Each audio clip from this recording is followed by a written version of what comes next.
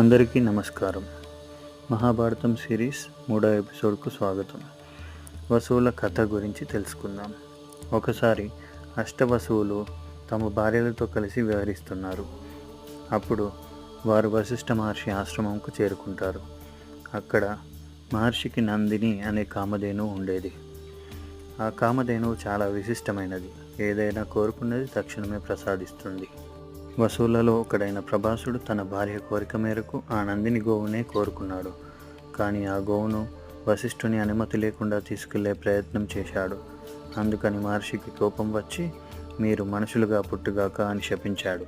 వసువులు క్షమించమని కోరగా వశిష్ఠుడు, మీలో 7 భూమిపై పుట్టగానే తల్లి ద్వారా విముక్తి పొందుతారు. కానీ ఈ పాపకార్యానికి మూలకారకుడైన ప్రభాసుడు మాత్రం ఎక్కువ కాలం భూమిపై జీవించాలి అని శపిస్తాడు. అదే కారణంగా భీష్ముడు మహాభారతంలో ఎక్కువ కాలం జీవించాడు.